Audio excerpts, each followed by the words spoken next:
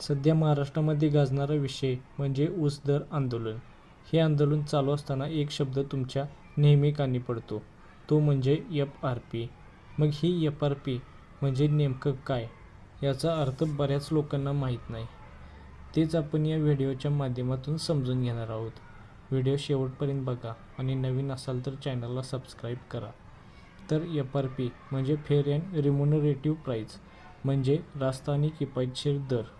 शेतकऱ्यांना त्याच्या मालाचा किमान मोबदला किती द्यावा हे ठरवण्यासाठी एक सरकारी यंत्रणा कार्यरत आहे.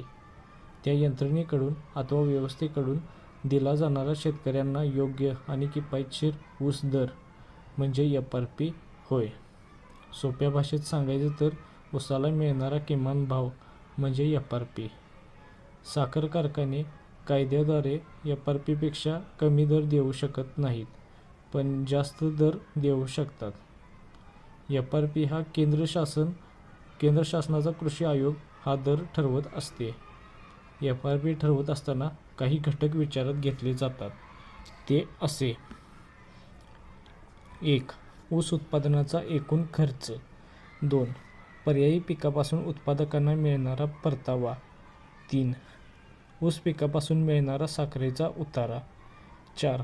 ग्राहकांना रास्त भावात साखरेची उपलब्धता. 5. ऊस तोडणी आणि गाळणासाठी येणारा संभाव्य खर्च. 6.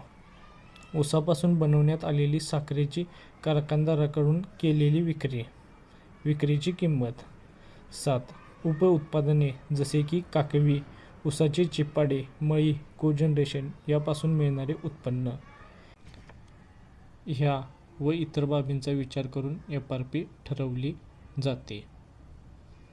ह्या वर्षीच्या म्हणजे 2025-26 ऊस हंगामासाठी शासनाने 10.25% शुगर रिकव्हरीसाठी 3,550 रुपये प्रति टन दर निश्चित केला आहे.